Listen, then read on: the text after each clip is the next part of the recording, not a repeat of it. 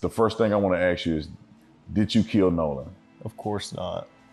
Did you have anything to do with Nolan's death? Of course not. And absolutely not. They say that you guys deleted stuff out of his phone. Did you delete anything out of Nolan's phone? No, of course not. The mom acts like, or at least she portrayed on television, and the rumors are that you weren't really good friends with Nolan. Is that true or not? Absolutely not. I hung out with Nolan probably like 3 days a week. I mean, seriously, at least. Some days my friends want to hang out every single day, and Nolan was always there, so. Okay, so the tough questions are coming out here, and we start with one that Officer Tatum already asked before, and that we already got this answer, we're getting it again, where he asks, when's the last time you saw him? And notice how he corrects it, because he says, you know, there's a time where you saw him, but then you know of someone seeing him after that. So we could tell from this question that Officer Tatum is trying to help, trying to nudge Warren a little bit here to say, you know, make sure to mention that somebody saw him after you were gone. Anyways, Warren answers the question the same way that he did previously by saying that the last time he saw Nolan himself was at 3 o'clock. And his hand is up here and he's gesturing, he's illustrating like this. And you'll notice as he says that, two things happen. One is the hand turns palm up like this, and the second one is this slight no gesture with the head. Let's start with this head shaking no, the most misinterpreted gesture in all of body language, I think. One of the top 3. I can't tell you the number of times I see on social media people commenting, oh my God, did you guys see that? The person did this while they were answering, they're lying. First of all, there isn't a single gesture on this planet that universally alone means deception. That's because there isn't a single gesture that only happens in deception. The research has shown this again and again. We all do different things when we're being deceptive. This is why we look for clusters of behaviors that are connected to stress that deviate from someone's baseline. And even then, we're not certain of deception. It just increases the odds of deception and lets us know we should ask more questions. Least of all this gesture, this could happen in so many contexts. Literally just last week, I was talking to a relative of mine and I asked her a question and she said, oh, absolutely.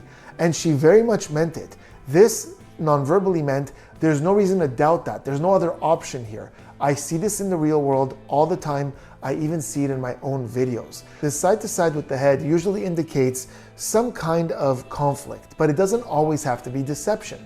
We see it often in disapproval, in disappointment, in disbelief. You eat something that's so good and you go, oh my God, this is so good. I can't believe it. So it's very possible that in this case, as he's saying, you know, that's the last time I saw him at 3 o'clock. Yeah, there's no doubt about it. I didn't see him again after that. That was the end of it. And that would very much go with this hand turning upwards as well. Like, I don't know what else to say here. The research has shown that we very often see this upturned hand as an epistemic gesture, which means a lack of knowledge. Like, I don't really know. So we often see this combination together, and it doesn't always mean deception. But again, what he says next is way more important. I spoke to someone who saw Nolan at 6 o'clock. Present that person, let that person talk to the authorities, and you're literally off the hook. If somebody at the island told you that they saw Nolan at 6 o'clock on the island, that's it. There's no reason to talk to Warren anymore. Nolan remained on the island after Warren left.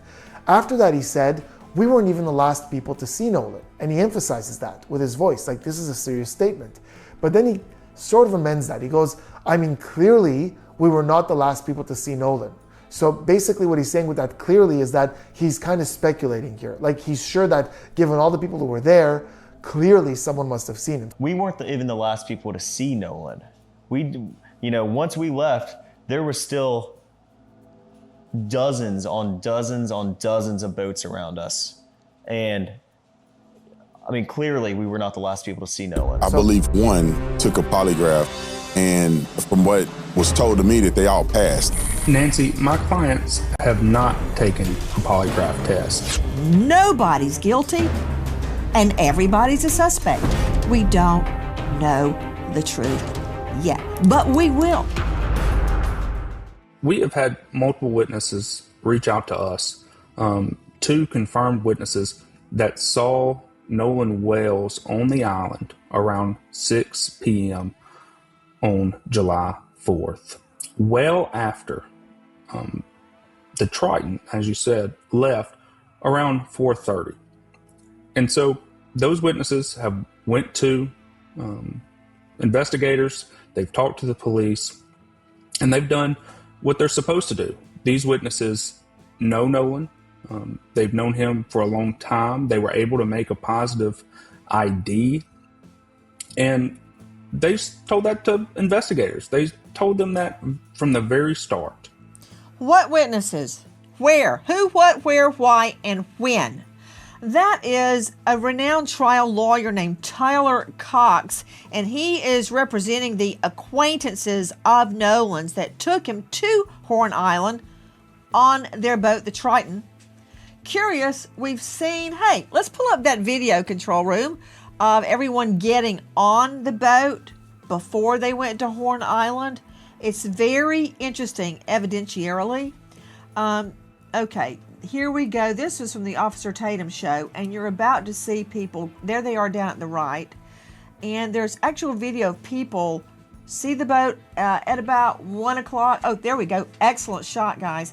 People are getting on, people getting off. And it keeps going to where you see everybody that got on the boat.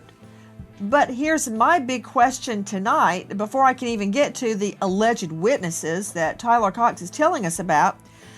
Dave Mack, joining me, Crime Stories investigative reporter. Can I see the video again, please? Dave Mack, I'm seeing everybody preparing the Triton to go out, preparing to go out. In this shot, they're down at about 3 o'clock. Okay, keep looking. 3 o'clock, 3 o'clock, 3 o'clock. And then suddenly you switch to a different camera. There you go. That's the boat. So Dave Mack, where is the evidence? Where is the video of the boat? Is that Nolan right there? Walking along the light blue shorts, and he at that time had on a white shirt. I think that's Nolan right there. Dave Mack, where is the evidence, the video evidence of them coming back? Nancy, we have not seen evidence of them coming back. Remember, 3 boats caravaned out to the island, and then we have different stories about when they arrived back on the mainland. But we don't have video of any of them So we don't showing have back that up. video. Correct. Okay. It's July 15th, and a family sits across from the district attorney of Jackson County, Mississippi, believing they've just reached an agreement that will finally move their son's case forward. Both sides will examine his phone together. Same room, same time, no head starts. 28 days later, that same family gets a letter. Now a phone call, a letter. 48 hours. It says to hand the device over alone. No joint inspection. No mention of the agreement from July. Just a deadline. Arriving while the family is out of state at a conference. Grieving in public because grieving in private was never an option they were given. This is the story of what happens to a promise between a family and the system that's supposed to protect them, when nobody is watching closely enough to hold either side to their word. Before we go further, a quick note. Our numbers tell us something a little humbling. A lot more of you are watching these updates than are actually subscribed to the channel. If this case matters to you, if you want to be here when the DA finally answers for that letter, take 2 seconds and hit subscribe. It costs nothing, and it's the only way you'll see the next update the moment it drops. All right, let's get into it. Before any of this, before the phone, before the letters, before the arguments happening on cable news between people who never met him, there was a kid who cooked salmon for his parents the night before a holiday weekend. That's not a detail investigators care about. It won't show up in an evidence log, but it's the detail his mother keeps coming back to over and over in interview after interview, because it's the last ordinary thing she has. Christine Wansley has said it plainly. The night before July 4th, Nolan made dinner. Salmon, nothing dramatic. He told her, "Hey, Mom, I'm about to go." A hug, a kiss, "I love you." And then he left to spend the night with friends ahead of the holiday. That's the whole memory. No warning signs, no tension, no reason to think it would be the last one. Nolan Xavier Wells was 18 years old. He'd just graduated from Ocean Springs High School, and by the summer 2026, he was already building the next chapter, a wide receiver at Southwest Mississippi Community College. The kind of athlete whose future felt less like a hope and more like a plan already in motion. Friends described him as energetic, social, the guy who never met a stranger, the guy who, according to people who knew him well, would take out his phone and start recording the moment something even slightly memorable happened. Birthdays, cookouts, a good joke at a bonfire. If you were around Nolan for longer than 20 minutes, there was a decent chance you ended up in one of his videos. That detail matters more than it sounds like it should. Hold on to it. We're going to come back to it, because it's about to become one of the most contested facts in this entire case. On July 4th, Nolan headed out to Horn Island, a barrier island roughly 10 miles off the Mississippi Gulf Coast, reachable only by private boat, and on a holiday weekend, packed. No buildings, no cell towers to speak of, just sand, water, music, and, as it turns out, hundreds of people who would later be asked by investigators whether they'd seen anything. He went out with a group of friends. Somewhere in the group were young men named Warren, Wyatt Carter, Bart Brooks, and others. Kids Nolan had grown up around on the Gulf Coast, the kind of friend group that forms around boats and beaches, and a shared childhood spent on the water. He was last seen, by multiple accounts, around 3 p.m. in blue swim trunks, spending time with a young woman named Katie, whom he'd apparently just met that day. And then, according to his friends, when it was time to leave the island, Nolan said he'd catch a different ride back. He never did. Here is where the story stops being simple, and where, depending on who you ask, it either becomes a tragic accident or something the family believes deserves a far harder look. Around 4 p.m. on July 4th, a boat carrying several of Nolan's friends, reportedly called a Triton, began taking on water near the island's northwest tip. NBC News later obtained audio of the call that went out that afternoon to a private towing company. You can hear it for yourself. "We're sinking. Can y'all please come?" And then the operator asked a follow-up question that's now been picked apart more than almost any other line in this entire case. Is everybody on board and in good health otherwise? The answer to that comes back. Yeah, everybody's on board. We don't know, and nobody's been able to confirm whether Nolan was on that boat during that specific call or whether he'd already stayed behind on the island by that point. That's not spin. That's the honest state of the evidence right now. What we do know, because it's documented through GPS data obtained by CBS News from the Mississippi Department of Marine Resources, is the boat's actual movement that day. It left its dock at 9:56 a.m., arrived at Horn Island at 11:14 a.m., left the island at 4:31 p.m., returned to its original dock, then traveled into Fort Bayou around 5:52 p.m., before heading back to the dock again at 6:06. Later that evening at 7:19 p.m., the boat went to a boat launch in Fort Bayou, and from there, according to report, it traveled over land, presumably towed by a vehicle, to a residence in Biloxi. That's the GPS code verified, time-stamped. Nolan was not on that boat when it reached the dock. Somewhere between 3 p.m., the last confirmed sighting anyone has offered, and 4:31 p.m. When that boat left the island, Nolan Wells was separated from the group he came with, according to his friends. He chose to stay. According to Nolan's family, that explanation raises more questions than it answers.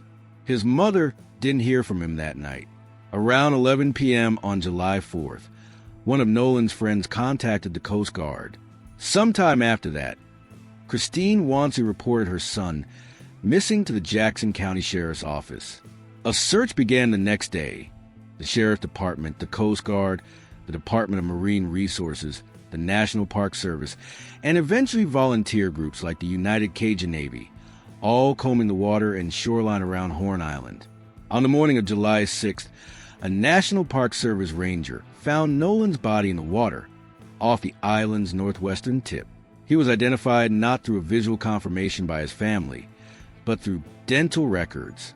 That single detail, dental records rather than a family identification, is one investigators haven't publicly explained, and it's one that understandably haunts his parents. If you understood exactly what that GPS timeline means, the gap between 3 p.m. and 4:31 p.m. that nobody has fully accounted for, drop the word timeline in the comments below. I want to see how many of you are actually following the minute-by-minute version of this case, not just the headlines. Here's where the trust between this family and local law enforcement started to break. And it broke almost immediately.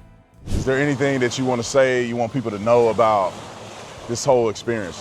Yeah, I mean, from someone, if someone's not from here, it's kind of hard to understand, you know, where the island drops off and how the island works. But, you know, there's plenty of people out here, especially on the 4th of July, you know, this is where people come out to celebrate. And I mean, if you fill the water, you can see right here, Brandon, where it drops off. I mean, you can see literally where it drops off. So, I mean, it goes from about waist deep water right there to neck deep. And then it drops from neck deep all the way to like 17, 20 foot. I mean. Okay, this one's gonna be a really quick one. We're not really gonna look at body language. He's got a cap, he's got the sunglasses. We're seeing it mostly from the back. But this really illustrates what we were talking about before. The fact that he gets ahead of criticism when given a chance and really goes into detail about things. So Officer Tatum asks a very vague and open-ended question, which is something we often do in interrogations or interviews to see if given a completely blank slate, what is this person's priority? So he says, is there anything about this whole situation that you want to say or that you want people to know? Here's an opportunity. Do you want to talk about how great a guy Nolan was? Do you want to talk about something that you've been thinking about that you want looked into that doesn't really make sense to you? Do you want to say something that you haven't said before? But he immediately takes this opportunity and his mind instantly goes to the depth of the water and how quickly it drops off. This is a huge clue as to where his head's at because he's doing something that's a pattern for him. He's getting ahead of the criticism because a lot of people online have said it's not really possible for a young athletic guy like Nolan to drown in shallow waters like that. So when given a completely blank slate to talk about anything, he immediately goes to, no, look how quickly it drops off. And then you go a little bit more and it drops off again. Okay, now that we've established a pattern for the way that he communicates, we're gonna really get into the details of the story and see how he handles some difficult questions about what happened. But before we do me a huge favor, hit that subscribe button, turn those notifications on, and take a quick second to like this video because it really does help with the success of the channel. And so you guys get ready to leave out of there, getting towed out. Yeah. And then where's Nolan in this situation? Well, Nolan was, the last time I saw Nolan was 3 o'clock. And Nolan was cradling a girl in his arms, Katie, Katie. And Katie, Nolan was sitting there, and the last time I saw him, I looked at Nolan, and Nolan was like shaking his head, laughing, and I was like, dude, you crazy. I was like just joking with him. And, but anyway, Nolan, that was the last time I laid eyes on him. But when we were leaving, obviously, no one is getting left at the island that came with us unless they demanded to, be there and asked, this is a very common thing at Horn Island. When you're out there, a lot of people ride out there with someone and in with somebody else all the time. I've done that 100 times. It's a very common thing, but Nolan was sitting by the boat with that Katie girl, and my buddy yelled for Nolan, get on the boat. We're leaving. The boat's having issues. And no, he didn't say that, but he was panicking. Nolan, get the F on the boat. Get on the boat. And Nolan said, no, I'm staying out here. I'm gonna ride in with somebody else. And it's not uncommon to hear, but it's not like my buddy asked him one time. My buddy asked Nolan multiple times to get on the boat. Nolan, get on the boat, get on the boat, we're leaving. If you're coming, you gotta come now. And Nolan made a decision to stay out on the island. And like he said, how many people heard that? Were there just, at least just a 5 few, or? Everyone that was on our boat right there, because the Palm Beach had already left. My buddy went ahead and went home on the Palm Beach, and 3 guys on the way back. And Nolan wasn't the only person to ride out there with us and in with somebody else. We had multiple people in our group that rode out with us and rode in on someone else's boat. All right, so this is a good segment with behaviors and some details that's giving us some clues. So first of all, notice how, again, he repeats that whole thing about how some people go on one boat and then come back in another boat. He said in the beginning, and then right at the end, he said it again the exact same way, offering no new information. So this is really important to him. And again, that repetition is addressing the criticism, because a lot of online criticism is focused on how can you go to this island with a friend and then come back without that friend, and everyone's not accounted for. So this whole segment basically is to answer that question, and it's very important for him to know that it's not unusual to go in with one group and come back with another. There are 3 separate moments in this one clip where he says something and then immediately either takes it back and changes it or adds something to it. And 2 of those 3 times, we see it in his body language that he realized, wait, no, that's not really true. And then he either adds something to it or takes it back. And the 3rd one, I can't really see because the camera is on Officer Tatum. The first one is the one that we don't see him because the camera is not on him. And it's right in the beginning when he's asked, okay, you're ready to leave. Where's Nolan? So he says, Nolan was, pause, then corrects it. The last time I saw Nolan was at 3 o'clock. Well, the last time I saw Nolan was 3 o'clock. Now this could very well be because a lawyer or even Officer Tatum himself advised him to only stick to facts and talk about things that he knows. But that little pause and correction for me would be a point where I would invite a little bit of speculation here. I would personally take a second and go, okay, so you saw him at 3, you didn't leave till 4. Where do you think he was in that time? Have you talked to some friends? As you thought about this, as you tried to put it together, have you been able to piece together where he was in that time? And how do you know these things? I just want to know how much he's looked into this. What does he know? Does he have any information? Did he talk to someone who said, no, we saw him in such and such place between those 2 times? This correction is important to him. Therefore, it's important to me as well. And it might be nothing, but I would just want a little bit more details there. There's another thing here that is so confusing to me. And I wish I could just jump into my computer and be like, Warren, I just have one quick question. He says that the last time he saw Nolan, the last time he laid eyes on Nolan was at 3 o'clock. But then he talks about when they were getting ready to go, and his friend was saying, Nolan, let's go, let's get the heck out of here. And Nolan was sitting there with his friend. Now that would make sense if they were leaving at 3 o'clock.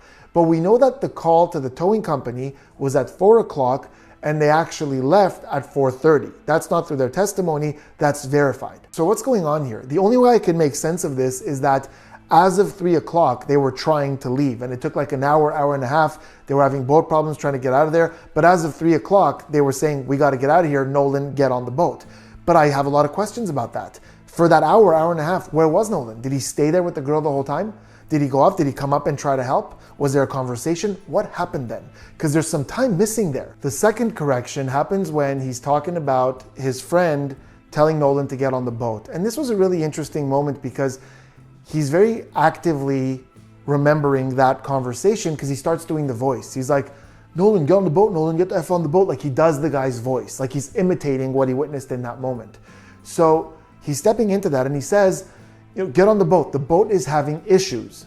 Then he pauses and we kind of see him move towards Officer Tatum a little and both his hands move out like this. Literally like he's trying to take back that statement, which he corrects and he goes, he didn't say that. He said, Nolan, get on the boat. Get on the boat.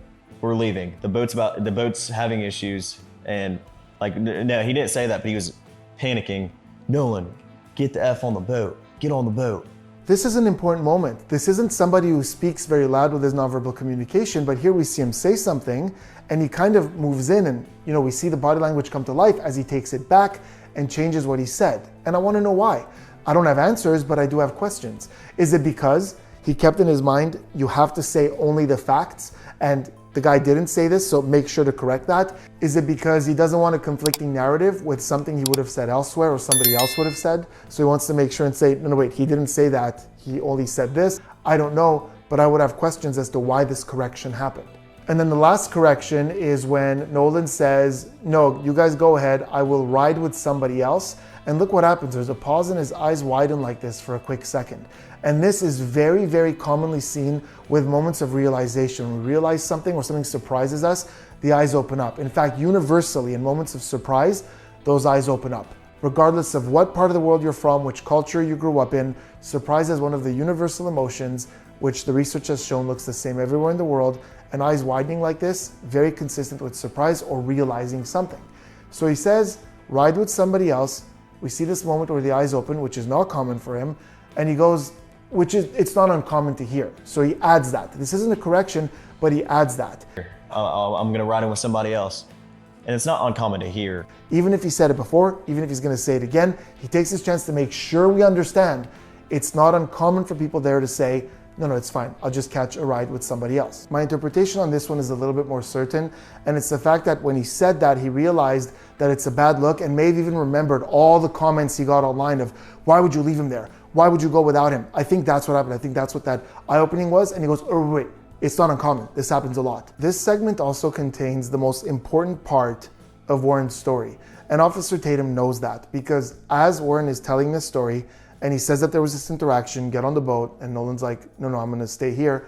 Officer Tatum asks how many people were around to hear that, because he knows how important that is to this investigation. If there were enough people who were there and saw Nolan hang back as the boat that Warren was on left, and investigators go talk to those people, and those people corroborate, yeah, Nolan stayed behind, Warren is off the hook. It's as simple as that. This is such an important element of investigations or interrogations. You follow the story, you follow the timeline. So you talk to this person. If this person saw the victim after with this person, you go talk to this person. If this person saw them with a group of other people, you go talk to those people. So in this case, when Warren is saying he was with Katie and there was all these other people around, you go talk to those people. Now that seems to be happening to a certain extent. Online sources are saying that Katie has been in touch with the mom. She's been cooperating with the investigation. And there are some sources that are saying that her sister claimed that Katie was not with Nolan when that boat left. Now, most of these sources are unverified. I can't find an actual interview or an actual source where she said that. If you guys have one, please drop it in the comments below. I would love to see that, because this right now is the most important part of this whole investigation. Literally ignore everything else. It's all just noise. Where was Nolan the moment that boat left? Talk to Warren, talk to Katie. Do they disagree? If they disagree, that's huge. If he's saying that Nolan was with Katie when the boat left, and then Katie, not her sister, not someone who heard from someone who heard from the sister, Katie herself says that Nolan was not with her when that boat left, you have to figure that out. It's huge. You have to talk to other people, try to see who's telling the truth. Was he with him? Was he with her? Or was he somewhere else? But if she agrees, if she says, yes, he was with me when that boat left, that's it. Let Warren go. Keep your phone on, don't leave the country, but you're free to go for now. Talk to Katie, figure out what happened next. In the earliest days of the investigation, Jackson County Sheriff John Ledbetter made a public statement that would follow this case for months. Asked whether there was any indication of foul play, he said, according to reporting from the New York Post, "There's no information that we have right now that would lead us to believe that a crime has occurred." Jackson County Coroner Bruce Lynn added, according to CNN, that there were no immediate signs of physical injury on Nolan's body. To a family that just lost their son under circumstances they couldn't make sense of, that statement didn't read as caution. It read as a door closing before it had even been opened. Think about the position that put Christine and Elmore Wansley in. Their son went to a crowded Holiday Island with 200 plus other people, separated from his friend group under disputed circumstances, was missing for 2 days, and was found dead in the water near the same shoreline he vanished from. And within roughly a week, the county's top law enforcement official had already signaled publicly that this looked like an accident, not after toxicology, not after a completed autopsy, before either of those things existed. That's not a small detail. In an investigation this complicated, the first public statement a family hears from law enforcement becomes a lens through which they view everything that follows. Once trust cracks that early, every subsequent delay, every unreturned call, every missed deadline gets read through that same lens of suspicion, whether or not it deserves to be. And the delays kept coming. Under Mississippi law, a victim's family is entitled to receive an official incident report within 72 hours. That window came and went. Weeks later, at a press conference, the family's attorneys confirmed they still didn't have it. Christine Wansley told reporters that the last direct contact she'd had from the sheriff's department for over a week during an active death investigation into her own son was a single text message, one she sent herself, asking for an update. Let that sit for a second. Not a phone call from an investigator, not a scheduled check-in. A mother texting a stranger inside a sheriff's department because nobody assigned to her son's case had reached out first.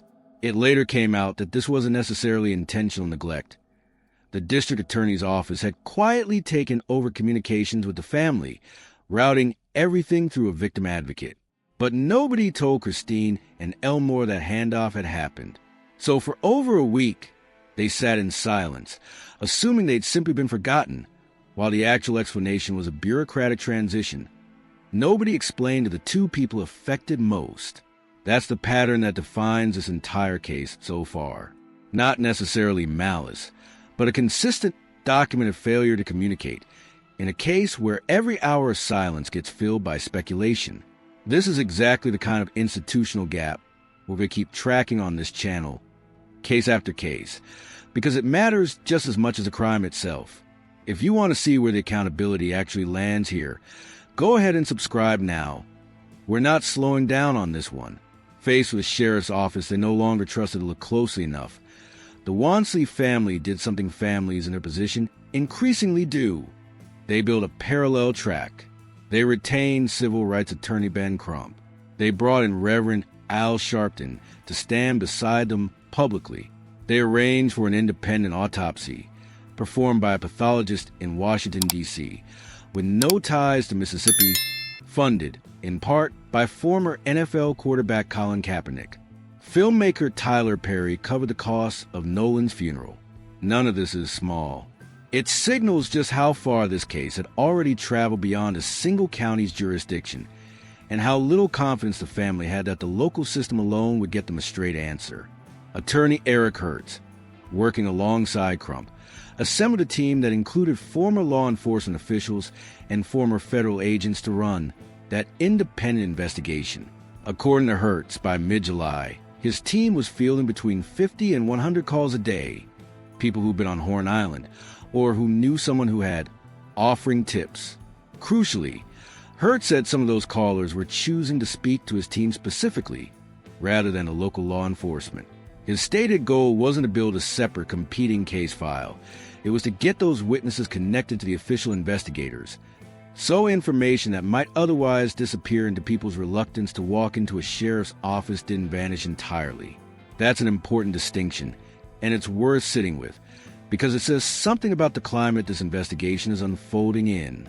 There are, by all accounts, people out there who saw something on July 4th and are more comfortable calling a civil rights attorney's private tip line than calling the police. At a press conference on July 15th, following the family's first face-to-face meeting with Jackson County District Attorney Angel Myers-McElrath, Crump announced two developments that would come to define the next month of this case. First, the DA told the family that once the sheriff's office finished his investigation, the case would be turned over to a grand jury. Second, both sides agreed that Nolan's phone would undergo what Crump described as a mutual inspection. The family's experts and the DA's team examining the device together in the same room at the same time. No head start for either side. Attorney Eric Hertz would help lead that process alongside former law enforcement experts. On paper, this looked like exactly the kind of transparency the family had been asking for since day one. A shared process, equal access, no secrets. It's worth being precise here about what a grand jury referral actually means, because a lot of coverage online has treated it as bigger than it technically is. District Attorney McElrath's office has been careful to clarify. A grand jury referral is standard procedure in Jackson County for any unnatural or suspicious death. It does not, by itself, mean criminal charges are coming. It means a body of citizens will eventually review the evidence and decide whether an indictment is warranted. That is a serious step, but it's a procedural one, not a verdict, and not even an accusation yet. Still, an agreement is an agreement.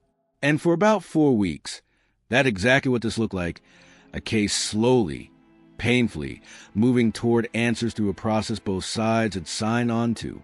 Then came August.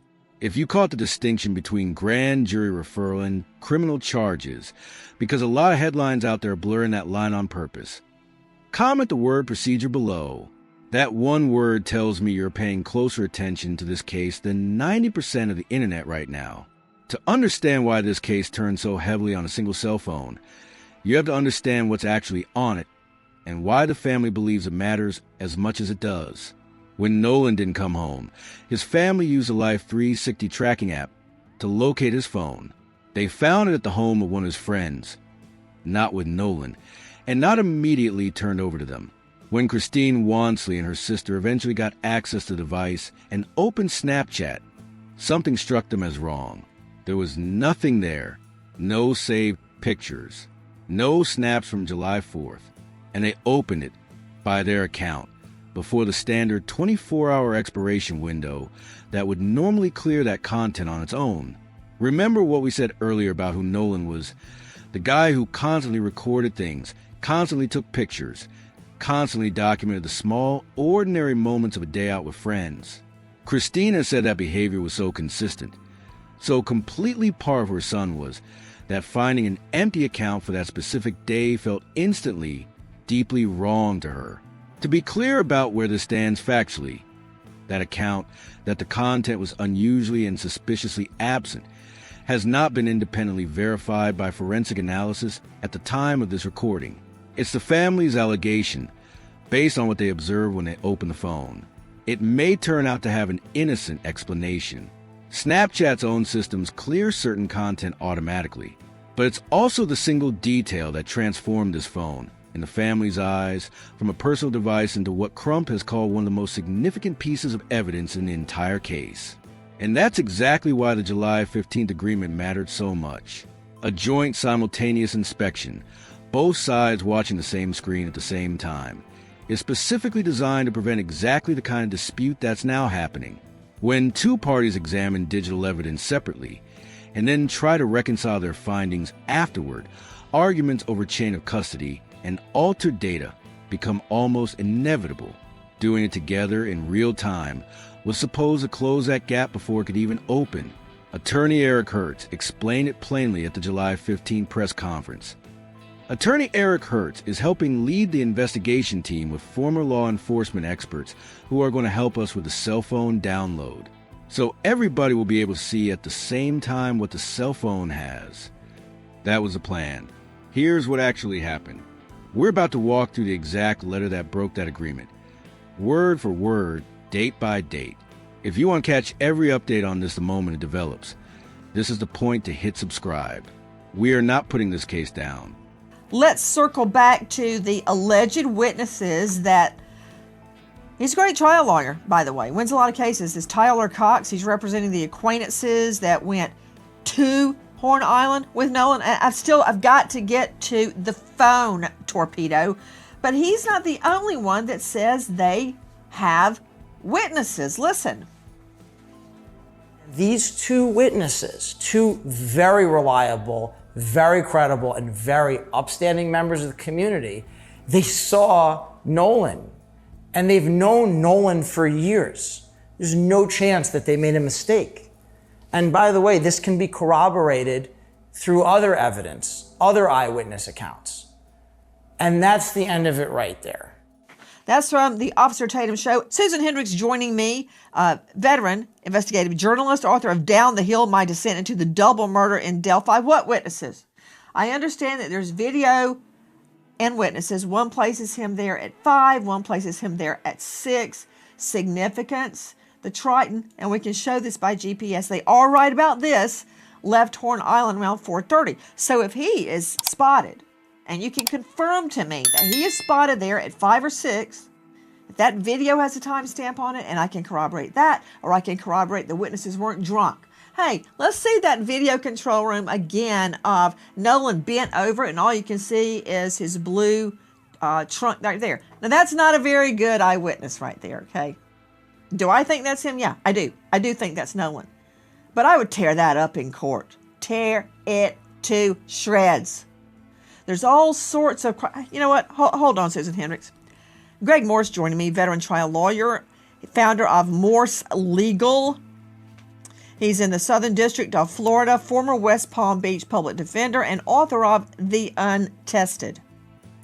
Greg, in Florida, as in Georgia, as in this jurisdiction of Mississippi, the code, the official code of Mississippi, annotated, lays out how you establish or cross-examine, same thing, same criteria, an eyewitness, such as, I memorized them. How far were you away from the witness? From the target. What was the lighting? Do you wear glasses? Were you wearing them that night? Were you inebriated? Had you smoked pot? How can you prove that to me? Did anything obstruct your view? Was it daytime or nighttime? What time of the day was it? What were the conditions? You go on and on and on. I mean, you can rattle them off, right? I know you can. So Absolutely. how do I know the eyewitness can't identify anything except the back of his legs, like in that video? Well, that's the thing. I mean, there's no details about any identification. It's just a broad statement that other people saw Nolan after the boat left. The video you just showed shows from a view from behind of someone bending over. Did the person have sunglasses on? Were they familiar with who they were actually looking at and identifying? You know, how much had they drank during the day? It was a party scene. That's what usually these boat spots are. There's one by me in West Palm Beach, very similar setup called Peanut Island. So most people also, right, they don't think something's important until after the fact. They're just going about their day, notice people walking by. So from what you showed, that's not a very strong identification from that position, but there's no details. You know, while I've got you, Greg Morris, let me throw another question at you. And look, I'm not wearing a prosecution or a defense hat. As you know, I'm a crime victim. I would say I'm coming at it from that angle. But I was very disturbed, Greg, when I got wind that there is no criminal investigation. It's been said over and over and over. Why not? We don't know how he died. For instance, if he did have water in his lungs, okay, maybe he did drown. But how did he get in the water? Did he fall in the water? Was somebody, you know, wrestling with him in the water and they held him down? They went, oh my stars, I killed him and left? Did he hit his head? Well, I mean, there's a lot more to it than saying, oh yeah, he drowned.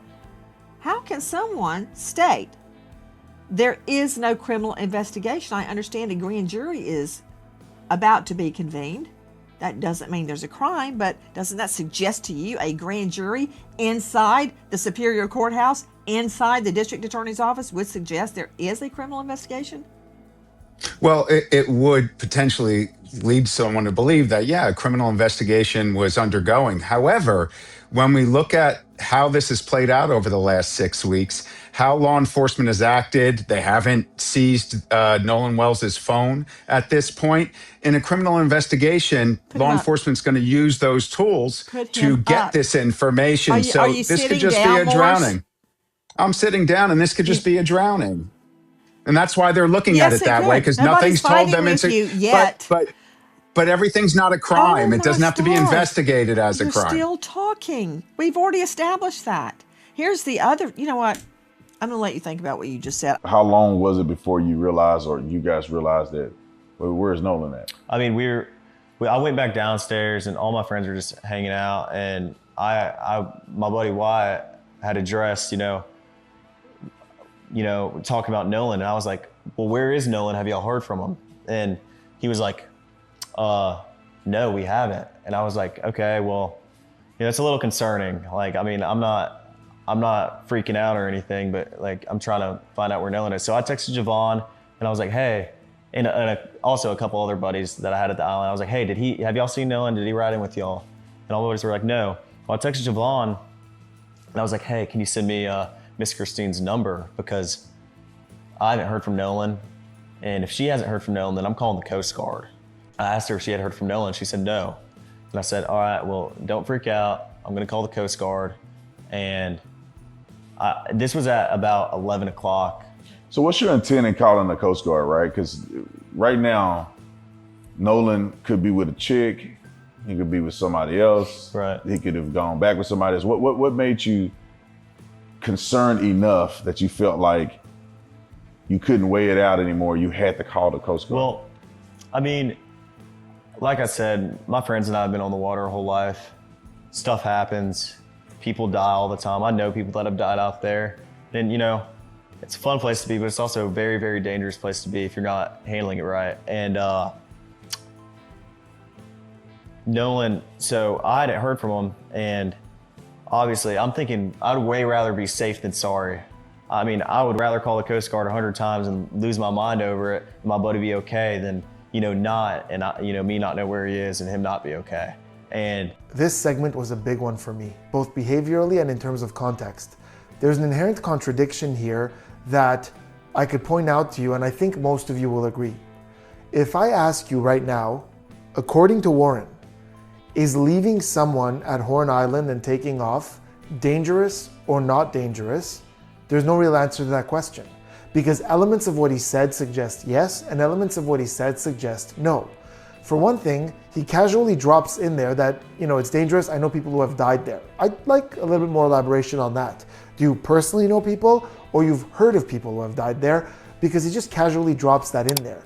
But if that's happened and he knows people who have died there, it's a dangerous place. Also, according to his own testimony here, that same night, a couple hours later, when he hadn't heard from Nolan, he called his mom and he called the Coast Guard. That's a big move. But on the other hand, if it is serious enough to where you know people who have died there, and you're calling the Coast Guard after a few hours of not knowing where Nolan is, and your mind is going straight to, okay, we gotta call the Coast Guard, then why would you leave a friend there and come back with his phone?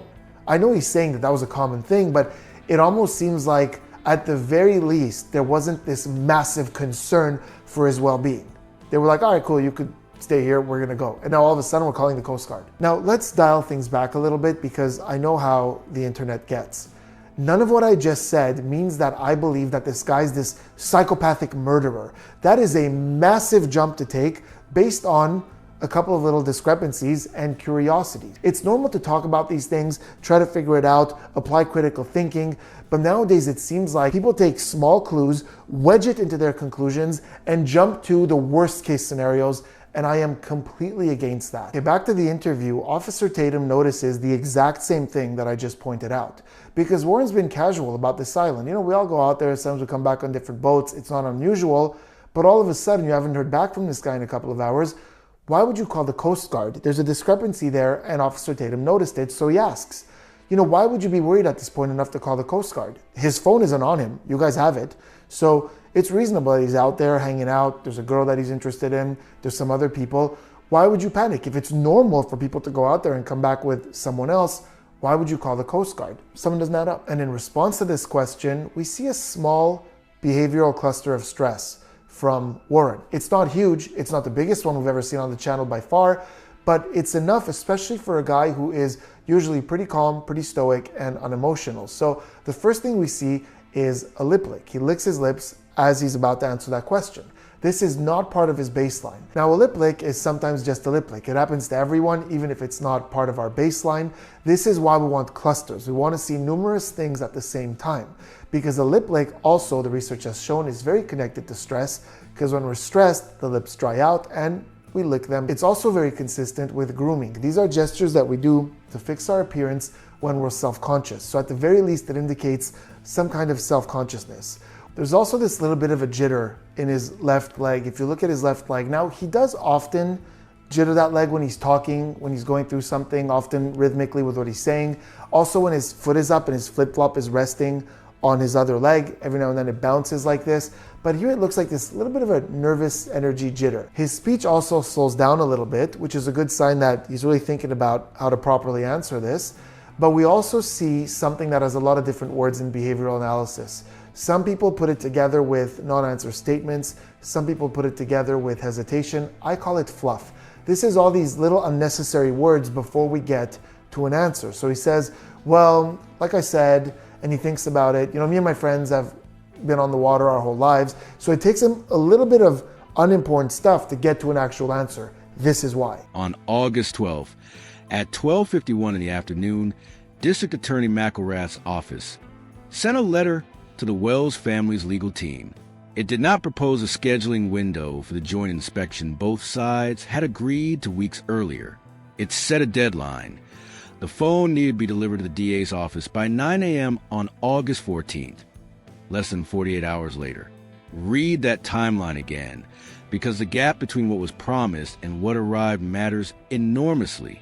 On July 15th, a joint investigation, both experts present, everybody seeing the data at the same time. On August 12th, a letter demanding the device be dropped off, alone, at a specific location, within a window measured in hours, not days. The family's attorney responded within a day, laying out why the demand wasn't workable, starting with the simple fact that the family wasn't even in the state when the letter arrived. According to reporting, Christine and Elmore were at the National Association of Black Journalists Conference in Georgia at the time. The response letter stated plainly that Nolan's parents remained willing to facilitate a proper forensic examination of the phone, including FBI involvement, consistent with the July 15th agreement, but that a 48-hour ultimatum to physically deliver the device, unaccompanied by their own experts, was not the joint process they had been promised. Here's the distinction that matters, and it's worth being exact about it. Drop the phone off at our office by 9 a.m. and joint investigation are not the same sentence. One is a partnership. The other is a handoff, followed by silence, followed by whatever the office chooses to release once the device is behind closed doors and no one else is in the room to see the process. We want to be fair to both sides of this, because that's the standard we hold ourselves to on this channel. There's a version of this story where the DA's office isn't backing away from anything, where the letters simply reflect a shift towards standard evidence collection procedure, the kind that happens in any investigation once enough time has passed without resolution. Investigations move on their own institutional timelines.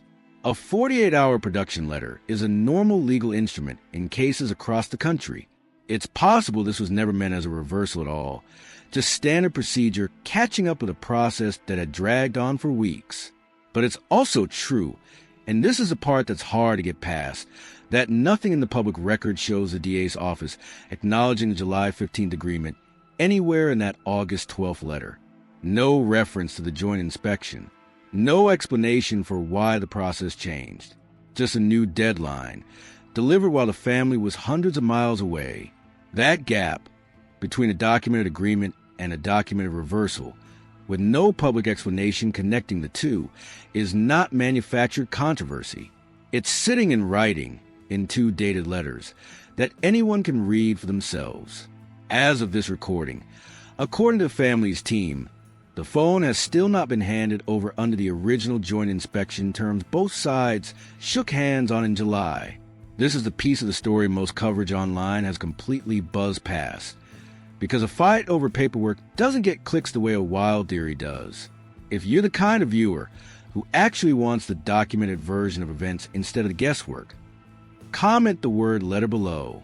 Let's see how many of you value the boring, provable stuff over the noise.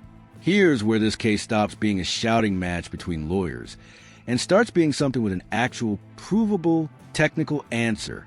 And understanding it changes how you should be reading everything else in this story. Digital forensics experts who specialize in mobile device extraction, people who work cases involving cellular analysis for the FBI, and who've handled devices in some of the most high-profile criminal cases in the country in recent years, explain that a phone's data doesn't live in just one place. Cloud data is one layer. If a phone is syncing to iCloud or a similar service, a version of that data, photos, some messages, app activity, can often be retrieved through a legal request of provider without ever touching the physical device. That's real and it's useful, but it's not the whole picture, and this is the part that matters most of this specific case. The physical device holds something the cloud typically does not. The phone's own internal databases, which don't just show what's currently on the phone, they show the history of what used to be there and when it was removed. If the central question here is whether anything was deleted and when and by whom, the cloud alone can't answer that with certainty. You need the physical device examined properly to see that deletion history in full. That's why the joint inspection matters so much more than a simple handover ever could. It's not just about who physically holds a phone. It's about whether both sides are to see the same underlying data pulled the same way at the same time, because that's the only way to settle definitively and without dispute whether anything was ever removed from that device. There's also a common misconception we're clearing up directly, because it's come up again and again in public discussion of this case. The idea that a missing or delayed phone automatically means something sinister happened to it.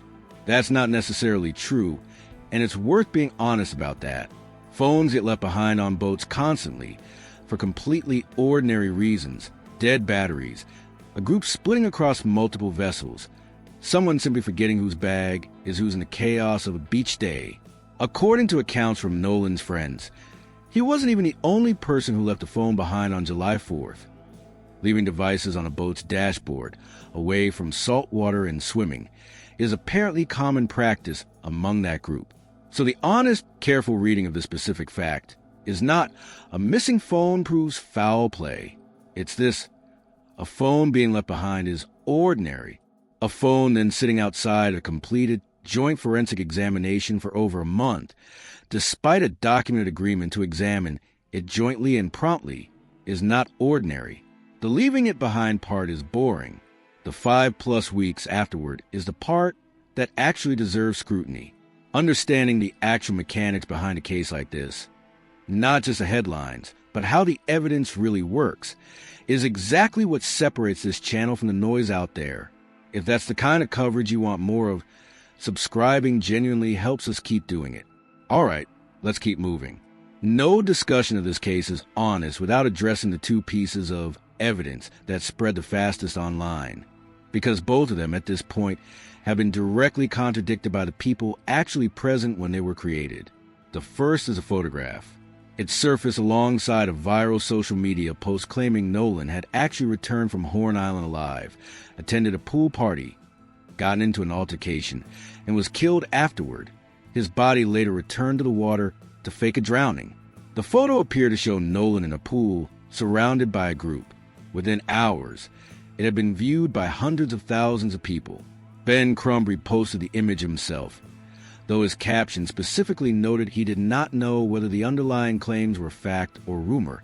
He was, in his words, following all clues until the truth was found. The problem is the date. Rolling Stone published photo metadata on July 13th, corroborated independently through a second source, showing the image was taken on June 27th, a full 8 days before July 4th, before Nolan ever set foot on that boat to Horn Island.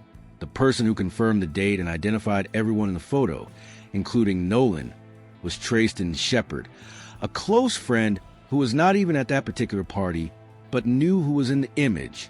His reaction to the theory that built up around that photo was blunt. He called it unbelievable and heartbreaking. The second claim involved an entirely different piece of video, a recording that appeared to capture a heated argument with a voice saying, "Give me my freaking phone. What are you freaking doing?" Crump initially told ABC News he believed that voice belonged to Nolan, framing it as evidence Nolan had been in some kind of dispute over his device before he disappeared. That claim spread everywhere. It became a headline in its own right. Then Trayston Shepard came forward again, this time to clarify that the voice on that recording was his own, not Nolan's. He said he'd been in a separate altercation with a stranger that day, and that friends were physically trying to calm him down and get him off the boat. At a subsequent press conference, Crump himself walked the claim back publicly, acknowledging that another witness had come forward disputing the original identification, and stating that his team would be more careful going forward to frame these details as what a witness told us rather than confirmed fact. We want to be direct about why we're spending this much time on two claims that turn out to be wrong. It's not to embarrass anyone involved. Misinformation spreads in every high-profile case, and Crump's team corrected the record themselves on camera, which deserves real credit. It's because both of these claims, while they were circulating, actively distracted attention away from the parts of this case that are actually documented, actually verified, and actually still unresolved. The pool photo and the viral audio became the story for days, while the real, provable gap, the missing phone examination, the reverse agreement, the delayed communication, sat underneath it all, barely discussed.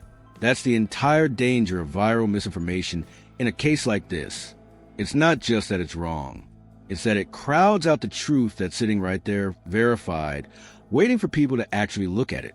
If you remember seeing either of those claims, the pool photo or the phone argument audio, treat it as confirmed fact before either correction came out. Comment the word corrected below. I want to know how many of you got caught in that wave before the facts caught up. We'd be doing this case a disservice if we didn't address the question sitting underneath almost every public statement this family has made, because they've addressed it directly themselves, and it deserves to be handled with the same care they've used. We also know that well-trained dogs like Jeff Shetler works with can still hit on decomp even microscopic particles in soil long after the body has been removed, sometimes years or even decades later, depending on the condition. But as Shetler just pointed out, in these conditions where the surface of the boat is exposed to water, to wind, to contamination, not so much. I'm going to circle back to Jeff in just a moment regarding any possibility of tracking human decomp or human scent on Horn Island. The thing is, we know he was there, so we know the dogs will hit on him being there alive, but what about dead? I also want to clear something else up, and this is really important. Greg Morse, these acquaintances that went out on the beach, I'm not razor locked on them. I'm looking at them. I'm looking at everybody. Who are these two witnesses? If they are telling the truth, that Nolan Wells was on Horn Island at either 5 or 6 o'clock, then the acquaintances on the Triton are in the clear. Because Morse, I know, based on their GPS, what time they left the island. So we have to keep our minds open as to what, who, what, where, why, the whole shebang. We can't lock in on those acquaintances if they had already left and he's still on the island. Is that true? I don't know. But it could be, right? Many an investigation has failed because the prosecutor did not keep their mind open as to potential suspects, right? Well, that's 100% right. You know, the police have to keep an open mind. Here, it's not even a criminal investigation. So 6 weeks approximately has gone by. The folks that were on the boat with Nolan, nothing has come out even remotely to indicate they were involved in some foul play at this point at all. They're just people that went out to this island with their friend. It appears their friend may have stayed afterwards, and maybe a tragedy happened. Maybe something else happened that wasn't involving them. A tragedy did happen. 6 Nolan weeks. Wells is dead, and I'm going to find out how. But I tell you what, but you're talking about 6 weeks. About this is why no polygraphs have been taken. I'm just very curious. But why? But many Why? defense For lawyers what? wouldn't dream of letting their They're client not take suspects. Let me get to but the phone. Nancy, you're turning what's not a criminal investigation and want the trappings of one. Stop it. But when you talk about I see polygraph, his lips moving. He's I hear. Okay, yeah, just keep him just like that. Yeah, that's the way I like Morse. Don't hurt your head, Morse. Don't hurt your head. Okay. Susan Hendricks. Oh my stars, Hendricks. The family is now seemingly being accused of wrongdoing because they haven't handed the phone over yet.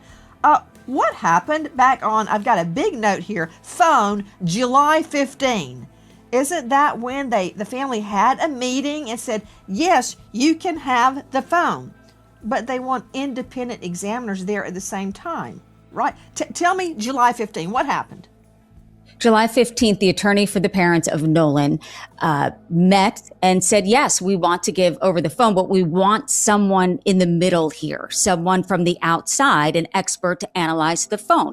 It appeared everyone agreed. Then all of a sudden they get a letter saying, we want the phone and you have 24 hours to send it over. The DA sent that. And the parents were out of town and said, wait, we don't have the time to do that. Hence the narrative that they're not cooperating. Now, they say, Nolan's parents, look, we have our experts on standby. This week, pick a day. And not to mention, on the 19th would have been Nolan's 19th birthday. A difficult week for the family, but they say, hey, we'll give up his cell phone. We want someone, a mediator, if you will, an expert in the middle. Well, this is interesting, what you just said. Joe Scott Morgan, professor of forensics, Jacksonville State University, which I've been there, and it is a world-class Crim Pro division. Whole building, whole floor is set up just to recreate scenes. I was so impressed by it. Joe Scott has worked with me on multiple recreations, intricate recreations at Jacksonville State University to try to figure out, is what the defendant is saying, does that make sense? Is what the state is saying, does that make sense? Just all sorts of things you can learn from actually recreating the scene. That said, Joe Scott, I have examined evidence myself at the crime lab. And you know, the crime lab out on Panthersville Road is amazing, state of the art, with the defense attorney there. Mm-hmm. And I typically would not allow a defense team to examine the evidence unless I was there. Do I think they're going to do something nefarious? Maybe, probably not. But I don't want them to even touch it if it could somehow, compromise the evidence. And it can. A lot of the times, even touching it can compromise the evidence. So this is not unheard of, that the family wants an independent investigator there when the phone is searched. Yeah, you're right. And it happens. Nancy, I've actually been in autopsy suites with defense attorneys, believe it or not. All manner of people come through the labs over the years as an independent set of eyes. So let's just say that they do, in fact, have an independent individual examine this phone. And I think this question goes back to you as a prosecuting attorney.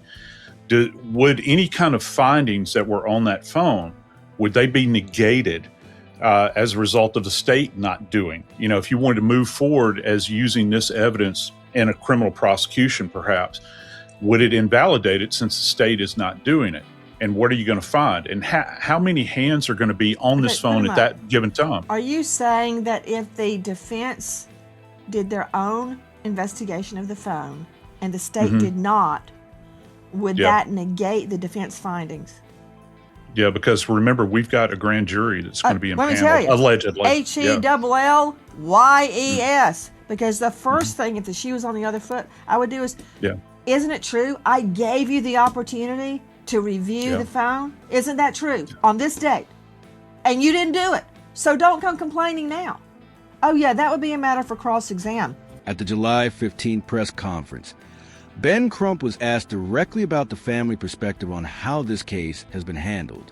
His answer is worth quoting closely, because he was careful and specific about what he was and wasn't claiming. Our lived experiences tell us that we must question everything. Everybody's role, law enforcement's role, that is the lived experience of us as black people in America. Nolan's father, Elmore Wansley, has said publicly that he does not want to believe race played a factor in what happened to his son, that he hopes it did not. Neither parent has stated, at any point in any recorded press conference, that they believe race explains what happened on Horn Island. What they have consistently, repeatedly asked for is transparency, an investigation that moves with the same urgency it would if the circumstances were reversed. That distinction between demanding equal treatment under the law and alleging a specific racial motive behind Nolan's death is one Reverend Al Sharpton drew explicitly at a press conference in New York. Standing alongside the family, he said the family was not bringing race into this case, but they were not discounting it either. That's a careful, deliberate distinction, and it's a position the family has held from the very beginning. Where this gets more complicated is everything happening around the family, rather than from them. Online commentary on this case has, by multiple independent accounts, split sharply along racial lines, with some commentators accusing the family of exploiting the case for attention or money, and others framing every institutional delay as proof of deliberate racial bias. Former Mississippi Municipal Judge Carlos Moore, tracking the case publicly, has pointed to something specific and measurable. 30 days after Nolan's body was found, no one connected to his death had been arrested. While 3 separate arrests have been made in connection with death threats directed at the friends who were with Nolan that day. Moore's point wasn't that those threat-related arrests were wrong to make. It was that the disparity itself, swift action on threats against a friend group, and no arrests at all connected to the actual investigation into Nolan's death, is the kind of gap that legitimately raises hard questions, regardless of what ultimately explains it. We're not going to tell you what to conclude from any of that. That's not our job, and pretending otherwise would be dishonest. What we can tell you is this. The family has been remarkably consistent and remarkably careful in what they've actually claimed publicly. The loudest, most polarized takes on this case, in either direction, are almost never coming from Christine or Elmore Wansley themselves. We try to handle moments like this with real care on this channel, laying out exactly what was said by whom without inflating it into something bigger. If that's the kind of coverage you trust, go ahead and subscribe now so you don't miss where this goes next. At the center of everything, more than the phone, more than the letters, more than any online theory, sits a single unresolved fact. As of this recording, there is still no publicly confirmed official cause of death for Nolan Wells. 2 separate medical examinations have taken place. The state of Mississippi conducted an autopsy shortly after Nolan's body was identified, but its full findings, including toxicology, have not been released publicly. Officials have said the toxicology results were still pending for weeks after the body was recovered. Separately, the family arranged for an independent autopsy performed by Dr. Mitchell, a pathologist in Washington, D.C., with no connection to Mississippi, funded in part by Colin Kaepernick. According to former Judge Carlos Moore, tracking the case closely, the results of that independent autopsy came back listing the cause and manner of death as undetermined, not accidental, not homicide, undetermined. That word matters. It means the examining pathologist could not rule causes in or out with confidence, and it's worth understanding exactly why. Moore has described 2 specific limitations the independent examiner noted. First, some discoloration in the back of the head was observed, which could potentially indicate impact, but the examiner could not rule that in or out definitively based on the tissue available to examine. Second, and more significant, by the time the independent autopsy took place, the throat could not be examined, which meant the pathologist could not rule out strangulation, simply because the necessary tissue wasn't available to assess. Additionally, according to Moore's account, there was no access to examine lung tissue for water content, a detail directly relevant to confirming or ruling out drowning as the actual mechanism of death, since a person who drowns while alive would typically be expected to show water in the lungs, while a person who was already deceased before entering the water typically would not. We want to be careful and precise here, because this is exactly the kind of detail that gets exaggerated in online discussion of this case. None of this proves foul play, advanced decomposition, which occurs naturally the longer a body remains in water, especially in Gulf Coast conditions in July, can independently limit what any examiner, however skilled, is physically able to assess. The absence of certain findings is not the same as evidence of a specific alternative cause of death. Undetermined is a real, legitimate forensic conclusion, not a euphemism for suspicious. What undetermined does mean, practically, is that the single piece of evidence most capable of resolving nearly every other open question in this case, how Nolan actually died, currently cannot do that job. Everything else in this investigation, the phone, the timeline, the witness accounts, exists in the space that autopsy result was supposed close and hasn't. As for the state's official autopsy, according to reporting, the completed results and toxicology findings were reportedly sent to both the Jackson County Sheriff's Department and the District Attorney's Office. As of this recording, those findings have not been made public. If you now understand exactly why undetermined is different from suspicious, and different again from drowning, case closed, comment the word undetermined below. That word, more than almost anything else in this case, is the one most people online get completely wrong. So, where does this actually go from here? Once the Sheriff's Office investigation concludes, District Attorney McElrath has committed, through statements made directly to the family and confirmed publicly by Ben Crump, to presenting the case to a grand jury. As we noted earlier, that's standard procedure in Jackson County for any death classified as unnatural or suspicious, and it does not by itself indicate that criminal charges are coming. Legal analysts who reviewed this case publicly have been careful to lay out exactly what a grand jury could be looking at, and it's a wider range of possibilities than most online discussion suggests. It's not automatically a homicide inquiry. It could examine potential charges connected to underage drinking and who supplied alcohol to minors on the island, which under Mississippi law can constitute contributing to the delinquency of a minor. It could examine questions of obstruction, evidence tampering, or accessory-related charges, depending on what the completed investigation into phone and the timeline ultimately shows. Or, following a full and thorough review, it's entirely possible the grand jury declines to indict anyone on any charge at all. Grand jury proceedings themselves are secretive by law. There's no media coverage of the actual session. Defense attorneys aren't present. The family's own attorney, Ben Crump, will not be in that room. It will be a prosecutor presenting evidence directly to a panel of citizens, who will then decide, privately, whether probable cause exists for an indictment. That secrecy cuts both ways. And it's worth being honest about that, too. If the grand jury declines to indict, there will inevitably be questions about whether the process was given a full picture or whether it was, in the words of one legal analyst who's spoken publicly on this case, spoon-fed a narrower set of information than exists. If it does indict, that outcome will likely be read by many as confirmation of exactly the concerns this family has raised from the beginning. Neither outcome will fully satisfy everyone watching this case, and neither outcome, on its own, tells a full story of what actually happened on Horn Island. What we can say clearly is this: nothing about where this case currently stands is unusual, because it's unsolvable.